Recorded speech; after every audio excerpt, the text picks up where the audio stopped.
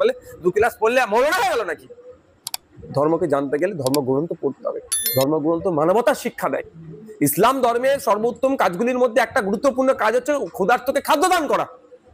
তাহলে যদি ধর্মীয় স্টেজ থেকে কেউ বলে যে যারা মিড ডে মিলের রেশন চুরি করছে, যারা গরিবের রেশন চুরি করছে, তাদের বিরুদ্ধে আমাদেরকে লড়াই সংগ্রাম জারি রাখতে হবে, তো ইসলামের কথা বলছে তো, এটা বলতে পারবে না? ইসলাম তো নির্দেশনা কি দিচ্ছে? ক্ষুধার্তকে খাদ্য দান করো। যে ক্ষুধার্ত তাকে খাদ্য দাও। তাহলে ওই ক্ষুধার্তের খাদ্য সরকারের দেওয়ার কথা, সরকার দিতে পারছে না, ওই জন্য আমি ক্ষুধার্ত আছি। তা আমাকে সরকার দিতে পারছে না কেন? যখনই ধর্মীয় মঞ্চ থেকে কেউ যদি আওয়াজ তুলে সেটা ভুলে গেল। ওরাই অন্যায় করছে, অন্যায়ের বিরুদ্ধে কথা বললে ওরা কি 2021 সালের আগে কি বলেছিল? এই কথাগুলো আব্বাস সিদ্দিকী স্টেজ থেকে বলতো। তখন কি বলা হয়েছিল? যে ধর্মীয় জায়গায় হিসাব কেন বলার দরকার আছে, ক্ষমতা থাকলে রাজনীতি দল করো। যেই রাজনীতির দল খুলে বলছে তখন আবার ভয় পেয়ে যাচ্ছে।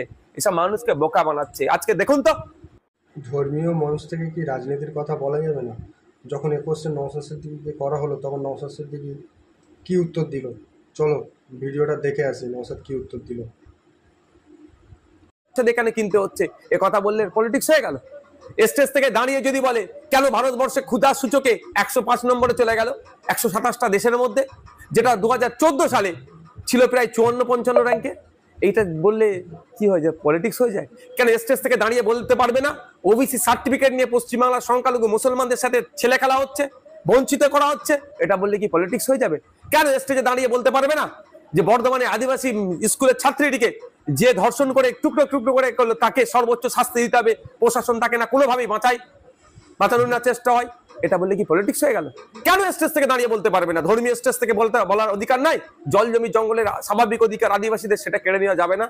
স্টেজ থেকে দাঁড়িয়ে যদি, ধর্মীয় স্টেজ থেকে দাঁড়িয়ে যদি কেউ বলে ওয়াকফ সম্পত্তি মুসলমানের পূর্বপুরুষে রেখে দেওয়া যাওয়া সম্পত্তি কোনোভাবেই বিহাত করা যাবে না, এটা কি অপরাধ হবে? পশ্চিমবাংলায় যে সমস্ত দেবত্ব সম্পত্তিগুলো আজকে লুট হয়ে যাচ্ছে, ধর্মীয় মঞ্চ থেকে যদি কেউ বলে এই দেবত্ব সম্পত্তি উদ্ধার করে ঠাকুরের বা মন্দির বা শ্মশানের যে সম্পত্তিগুলো ফিরিয়ে দিতে হবে, এটা কি অপরাধ হয়ে যাবে? এটা বলা যাবে না। কেন বলা যাবে না? কোন জায়গায় বলা আছে ধর্মের যেগুলো বলা যাবে না? কারা বলছে বলা যাবে না? তারা ধর্মকে পড়েই না। ধর্মকে পড়ে জানতে হবে। ওই বাপ মুসলমান ছিল, ছেলে মুসলমান হয়ে গেল মানে কি সে বড় হয়ে গেল নাকি? আর বলে 2 ক্লাস পড়লে মরণ হয়ে গেল নাকি? ধর্মকে জানতে গেলে ধর্মগ্রন্থ পড়তে হবে। ধর্মগ্রন্থ মানবতার শিক্ষা দেয়। ইসলাম ধর্মের সর্বোত্তম কাজগুলির মধ্যে একটা গুরুত্বপূর্ণ কাজ হচ্ছে ক্ষুধার্তকে খাদ্য দান করা।